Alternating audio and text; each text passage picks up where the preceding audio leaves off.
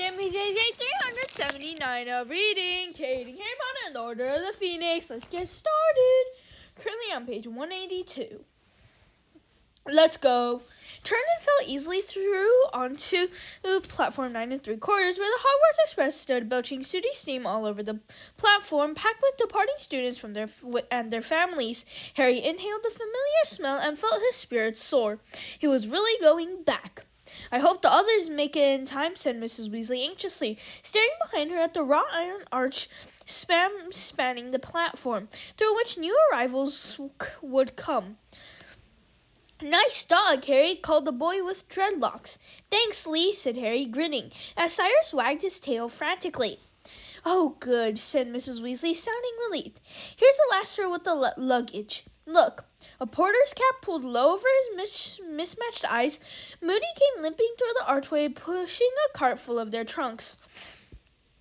"All okay," he muttered to Mrs. Weasley and Tonks. "Don't think we were followed." Seconds later, Mr. Weasley emerged onto the platform with Ron and Hermione. They had almost unloaded Moody's luggage cart when Fred, George, and Ginny turned up with Lupin. "No trouble?" growled Moody. "Nothing," said Lupin. "I'll be reporting Sturgis to Dumbledore," said Moody. "That's the second time he's not turned up in a week. Getting as unreliable as Mundungus." "Well, look after yourselves," said Lupin, shaking hands all round. He reached Harry last and gave him a clap on the shoulder. "You too, Harry. Be careful." "Yeah, keep your head down and your eyes peeled," said Moody, shaking Harry's hand too. "And don't forget, all of you, careful what you put in writing. If in doubt, don't put in a letter at all." "It's been great meeting all of you," said Tonks, hugging Hermione and Ginny. "We'll see you soon, I expect." A warning whistle sounded. The students still on the platform started hurrying onto the train. "Quick, quick," said Mrs. Weasley distractedly, hugging them at random and catching Harry twice.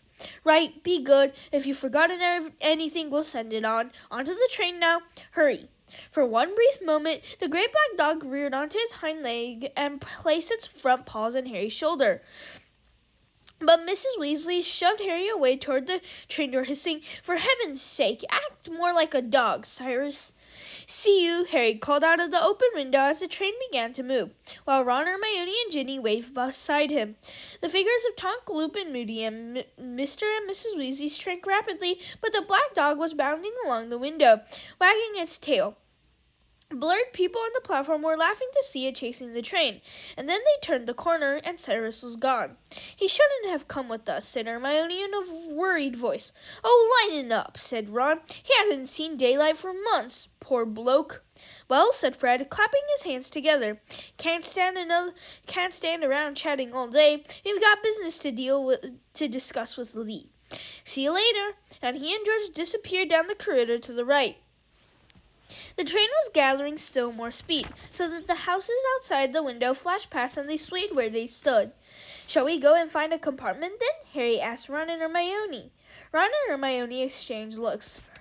Said Ron. Ron and I are supposed to go into the perfect carriage," Hermione said awkwardly. Ron wasn't looking at Harry. He seemed to have become intensely interested in the fingernails on his left hand.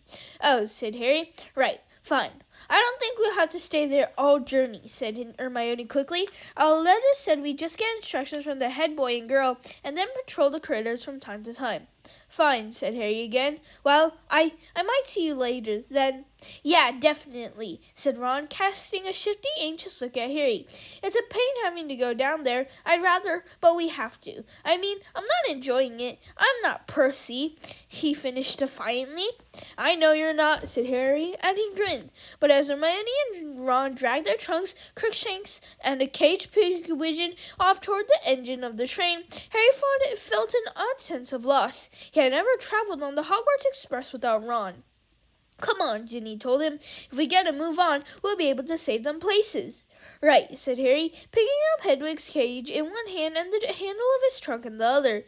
They struggled off toward the corridor, down the corridor, peering through the glass-paneled doors into the compartments they passed, which were already full. Harry could not help noticing that a lot of people stared back at him with great interest, and that several of them nudged their neighbors and pointing him out.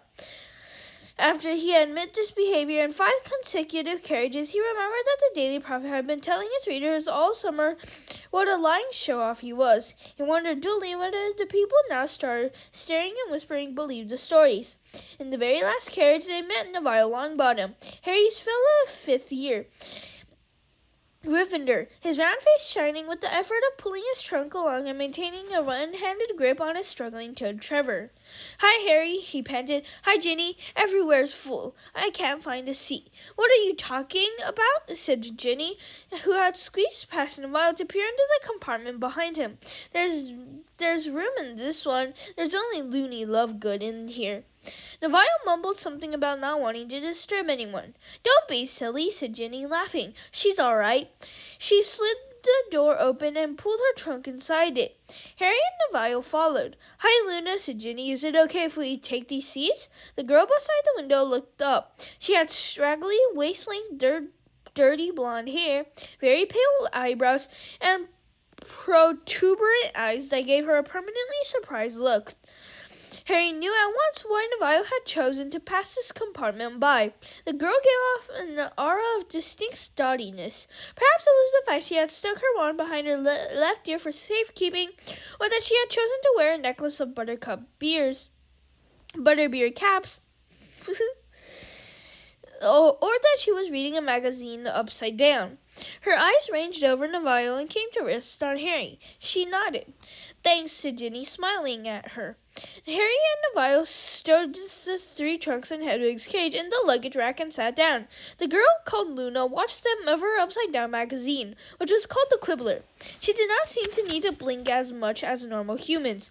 She stared and stared at Harry, who had taken the seat opposite her and now wished he had not. "Had a good summer, Luna?" Ginny asked. "Yes," said Luna dreamily, without taking her eyes off Harry. "Yes, it was quite enjoyable, you know. You're Harry Potter," she added. "I know I am," said Harry. Neville chuckled. Luna turned her pale eyes upon him instead. "And I don't know who you are." "I'm nobody," said Neville hurriedly. "No, you're not," said Ginny sharply. "Neville Longbottom. Luna Lovegood. Luna's in my year, but in Ravenclaw. What beyond measure is man's greatest treasures," said Luna in a sing-song voice. She raised her upside-down magazine high enough to hide her face and fell silent.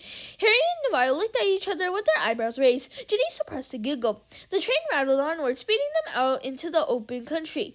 It was an odd, unsettled sort of day. One moment the carriage was full of sunlight, and the next they were passing beneath ominously gray clouds.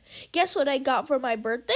said Neville. "Another remembrall?" said Harry, remembering the marble-like device Neville's grandmother had sent him in an effort to improve his abysmal memory. "No," said Neville. "I could do with one, though. I lost the old one ages ago. No, look at this." He dug the hand that was not keeping a firm grip on Trevor into his school bag, and after a little bit of rummaging, pulled out what appeared to be a small gray cactus in a pot, except that it was covered with what looked like boils rather than spines. "Mimblus Mimbletonia," he said proudly. Harry stared at the thing. It was pulsating slightly, giving it a rather sinister look of some diseased internal organ. "It's really, really rare," said Neville, beaming. "I don't know if there's even one at the greenhouse at Hogwarts, even. I can't wait to show it to Professor Sprout. My great-uncle Algy got it for me in Assyria. I'm going to see if I can breed from it." Harry knew that Neville's favorite subject was herbology, but for the life of him he could not see what he would want to do with this stunted little plant. Thank you, everyone. That's all for today. Bye. See you tomorrow. Tomorrow we're going to read page 187. Bookmark, close. Peace out.